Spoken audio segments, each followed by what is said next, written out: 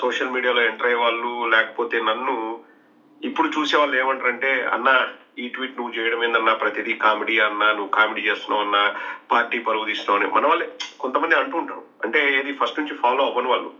But నేను ఎప్పుడు కూడా ఒకటే ఆలోచిస్తాను, try to be myself. నేను నాలాగా ఉంటేనే మనం ఏదైనా ఫేస్ చేయగలము, ఏదైనా ఇబ్బందులు వచ్చినా కానీ వాటిని అధిగమించగలం. అభిమన్యుడిలాగా కురుక్షేత్రంలోకి వెళ్ళగలిగేంత వరకు వెళ్ళి రిటర్న్ రాలేకపోతే వీరుడు సూర్యుడు ధీరుడు కావచ్చు, కానీ అది వర్కౌట్ అవ్వదు. సో నాకేందంటే, నాకు నాలాగా ఉండడమే ఇష్టం. అండ్ ఏదైనా చేసేటప్పుడు నా మాటగా నేను చెప్పడమే నాకు ఇష్టం. ఇక్కడ ఈరోజు ఆ విషయం ఎందుకు చెప్తున్నానంటే, ఒక వ్యక్తిని చూస్తే అతను బయట వేరేలాగా నటిగానో ఏదైనా గబ్బు లేపు ఇటువంటి వల్ల గబ్బు లేపుతుంటే జనాలు వింటున్నారు చూడండి, అది తప్పు.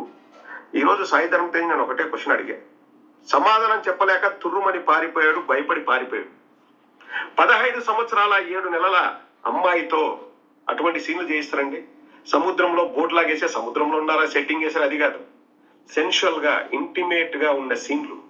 ఆ 15 సంవత్సరాల అమ్మాయి బుర్రలో ఏమి ఎక్కించాలని చూస్తున్నారు? అది తప్పు కాదండి.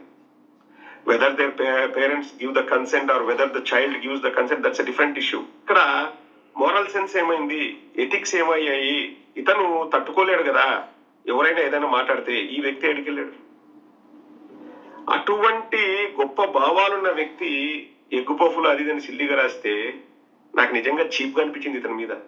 ఇటువంటి లఫ్ఫుట్ లత్కోర్ లఫంగా మైండ్ సెట్ ఉన్న వ్యక్తి అయితే అనిపించింది. రాష్ట్రంలో ఎన్ని ఘోరాలు జరుగుతున్నాయండి, ఎన్ని ఘోరాలు జరుగుతున్నాయి. 8 నెలల చిన్నారిని రేప్ చేసి ఇప్పటి వరకు శవము కూడా దొరకకుండా చేసినప్పుడు సేఫ్ హ్యాండ్స్ ఎక్కడికి వెళ్ళాయి? సాయి ధరమ్ తేజ్. ఎర్రమట్టి దిబ్బలు మాయమైతుంటే సేఫ్ హ్యాండ్స్ ఎక్కడికి వెళ్ళాయి? సాయి ధరమ్ తేజ్. ఇసుక అక్రమ రవాణా అవుతుంటే సేఫ్ హ్యాండ్స్ ఎక్కడికి వెళ్ళాయి? సాయి ధరమ్ తేజ్.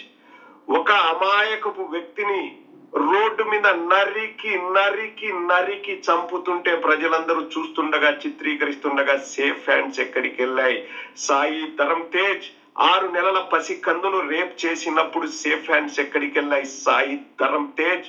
అనంతపురం జిల్లాలో 6 నెలల పసి కందును తొట్టిలో ముంచి చంపి తను ఆత్మహత్య చేసుకొని ఈ సమాజానికి భయపడి, ఈ గవర్నమెంట్ కు భయపడి ఒక మహిళ ఆత్మహత్య చేసుకున్నప్పుడు సేఫ్ హ్యాండ్స్ ఎక్కడికి వెళ్ళాయి? సాయి ధరమ్ తేజ్. ఒక పోలీసు వాడిని ఒకడు కర్ర తీసుకొచ్చి తల పగలగొడుతుంటే సేఫ్ హ్యాండ్స్ ఎక్కడికి వెళ్ళాయి? సాయి ధరమ్ తేజ్. కర్నూలులో ఒక తెలుగుదేశం వాడు ఇంకొక తెలుగుదేశం వ్యక్తిని బహిర్భూమికి వెళ్ళినప్పుడు మార్నింగ్ 4 o'clock చంపినప్పుడు సేఫ్ హ్యాండ్స్ ఎక్కడికి వెళ్ళాయి? సాయి ధరమ్ తేజ్.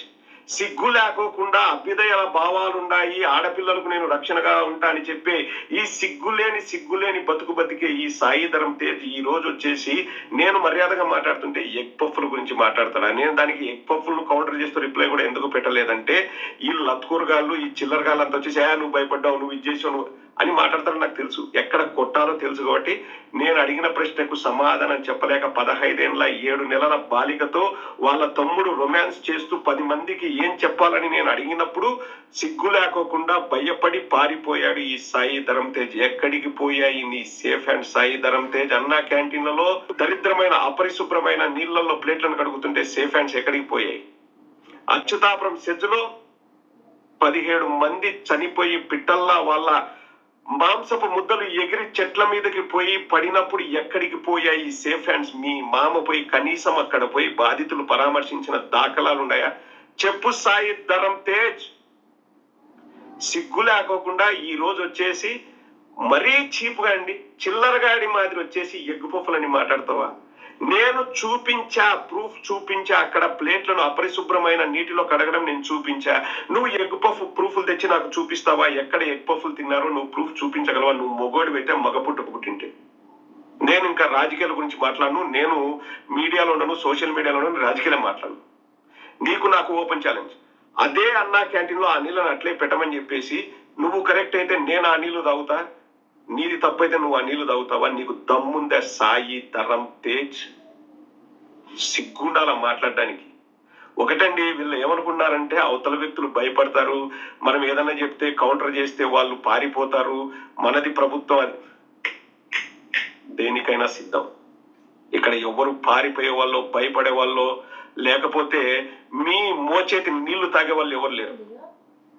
నాకు పలుకుబడింది, నేను ఏదైనా చేసుకుంటా అనుకుంటున్నామో. ప్రజలు తిరగబడితే పుట్టగతులుండవు. సాయిధరం చెప్తున్నా, ప్రజలు తిరగబడితే పుట్టగతులుండవు. ఈ రోజు నీది నీ మామది అవకాశం ఉండొచ్చు, ఛాన్స్ ఉండొచ్చు, లేకపోతే ఎగతాళి చేస్తారని మీరు పబ్బం గడుపుకుంటున్నారేమో. ఎల్లకాలం ఒకేలాగుండదు. ప్రజలు ఆగ్రహిస్తే మట్టి కొట్టుకుని పోతారు ఎవరైనా, గుర్తు పెట్టుకో.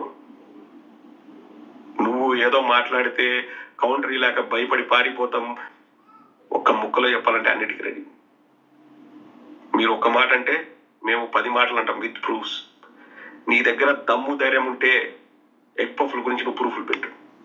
అక్కడ అపరిశుభ్రమైన నీళ్లలో ఆ ప్లేట్లు ముంచారని నేను వీడియో పెట్టి మరీ మాట్లాడా. Because I practice what I preach. నీలాగా లోపల ఒకలాగా బయట ఒకలాగా చెప్పాల్సిన అవసరం నాకు లేదు. నువ్వు చేసే వ్యవహారాలన్నీ కూడా నాకు తెలుసు. అయినా నేను ఇక్కడ మాట్లాడను. ఎందుకంటే నాకు మర్యాద ఉంది కాబట్టి, నాకు ఎథిక్స్ ఉన్నాయి కాబట్టి, నాకు ప్రిన్సిపల్స్ ఉన్నాయి కాబట్టి చెప్తున్న. సాయి ధరమ్ తేజ్ ఎక్స్ట్రాలు చేస్తే ఇక్కడ ఎవ్వరు వాబ్బో వాడు ఏదో సినిమా యాక్టర్, వీడేదో ఇదని ఫీల్ అయ్యేవాడు ఎవ్వడు లేడు. గుర్తుపెట్టుకొని మసులుకో. నకరాలు చేయాలనుకుంటే ఒరే నాయన శానా చూసినావురా స్వామి. అన్ని రకాలుగా చూసినాం. ఫ్యాక్షన్ చూసినాం, బాంబులు చూసినాం, కత్తులు చూసినాం, కటాలు చూసినాం, మంచితనం చూసినాం, మానవత్వం చూసినాం. అన్ని రకాలుగా చూసినాం, అన్ని రకాలుగా ఫేస్ చేసినాం. అన్ని రకాలుగా చేసే వద్దురా అందరం మంచిగా ఉందామని చెప్పేసి నేను ఒక నోబెల్ ప్రొఫెషన్ అయిన డాక్టర్ ప్రొఫెషన్ ఎంచుకొని నేను ఏదో ఉన్నాం.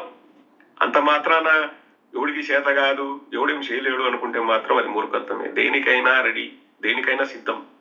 ఒకసారి కాదు 100 సార్లు సిద్ధం. గుర్తుపెట్టుకో.